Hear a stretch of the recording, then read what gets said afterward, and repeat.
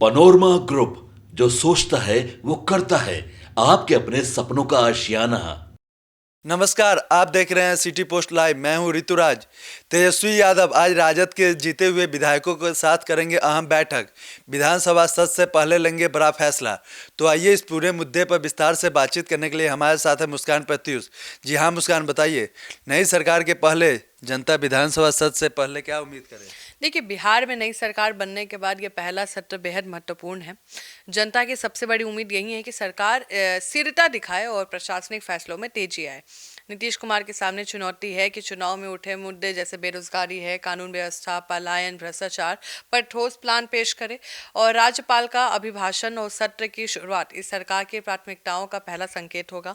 विपक्ष भी पूरी तैयारी में हर बिंदु पर सरकार से जवाब मांगेगी।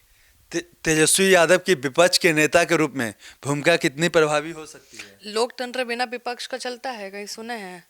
और अभी तो विपक्ष और स्ट्रांग होना चाहिए। भले नंबर से स्ट्रांग ना हो, विधायक से स्ट्रांग ना हो, लेकिन विपक्ष अगर नहीं होगा तो आप समझिए डिक्टेटरशिप आ जाएगा। और विपक्ष का होना बहुत ज़रूरी है, और विपक्ष रहेगा तो जनता के मुद्दे उठेंगे, ना कि सरकार। तो तेजस्वी यादव का राजनीतिक कद बड़ा है, रहेगा भी।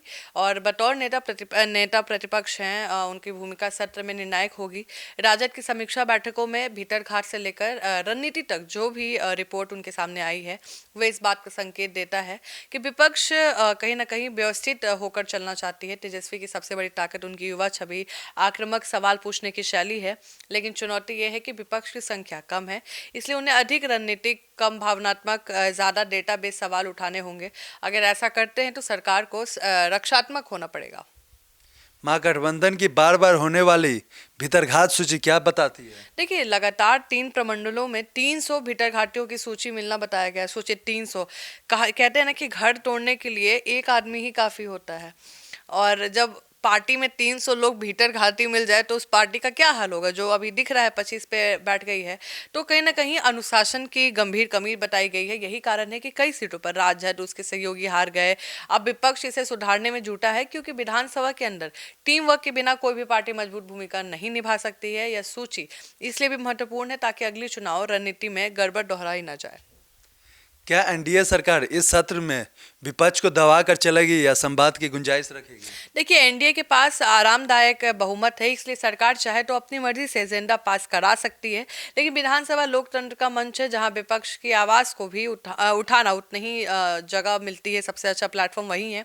अगर सरकार संवाद को जगह देती है तो माहौल सकारात्मक बनेगा, नीतियों पर बेहतर बहस होगी। दबाव वाली राजनीति हमेशा आलोचना खड़ी करती है, इसलिए ये सत्र बताएगा कि नई सरकार की टकराव जो राजनीति है वो क्या चाहती है, सहमति चाहती है कि टकराव चाहती है। जनता के मुद्दे क्या इस सत्र में केंद्र में रहेंगे? और नहीं रहेगा तो क्या रहेगा? सवाल बड़ा है। देखिए, मुझे लगता है जो सबसे बड़ा, मुझे लगता है कि राबड़ी आवाज का मुद्दा बिल्कुल उठेगा। मुझे लगता है कि बवाल तो होना तय है। आरजेडी इतने आराम से जाने नहीं देगी। मंगनीलाल मंडल ने बोल दिया है कि आपके पास पावर है, हमारा सामान उठा के फेंक दीजिए। अब वो वहीं चाहते हैं। देखिए, आरजेडी भी, देखिए आप समझिए, लालू यादव को निकालना, शिफ्ट करने का मतलब यही है कि उनको अब थोड़ा छोटा दिखाना चाहना है, ठीक है? क्योंकि वैसा घर तो मिलने वाला नहीं है। कॉटेज वाला मिलेगा महाराज, उसमें लालू जी कैसे रहेंगे, आदत नहीं है। और अब चेंज करना कहीं ना कहीं लगता है कि उनको होता है ना, उनकी जगह दिखाने की कोशिश की जा रही है। और जब फोर्स का बल प्रयोग होगा तो जब निकालेंगे तो और कहीं ना कहीं सहानुभूति आएगी। तो मुझे लगता है कि वो मुद्दा तो उठना ही उठना है, जिसमें सम्राट चौधरी बोल रहे कि खाली कैसे नहीं होगा, बपौती नहीं है। तो अगर खाली होगा भी तो सबको पता है राबड़ी जी वहाँ तो नहीं जाने वाली हैं, अपने घर जाएंगी जो दानापुर में बन रहा है।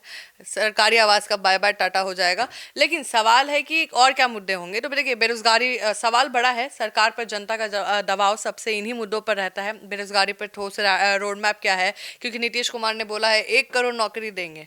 अब 1 करोड़ नौकरी इतना आसान नहीं है। तो कहीं ना कहीं उन्होंने भी अपना, कहते हैं ना कि रोजगार निकालने के लिए मिलें शुरू कर रहे हैं, तो उसी से रोजगार देंगे।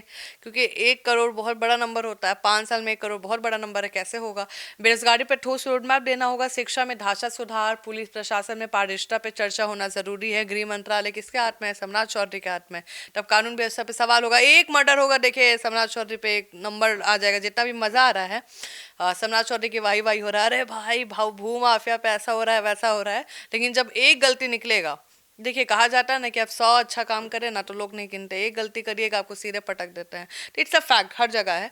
और विपक्ष का फोकस भी इन्हीं मुद्दों पर रहेगा। अगर सत्र सिर्फ राजनीतिक हंगामों में निकल गया तो जनता की नाराजगी और बढ़ेगी। इसलिए ये सत्र राज्य की दिशा तय करेगा।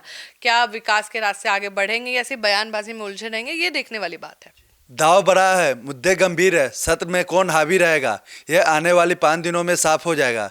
जनता देख रही है। तो ऐसे ही खबरों से जुड़े रहिए हमारे साथ और देखते रहिए सिटी पोस्ट लाइव। तब तक के लिए धन्यवाद।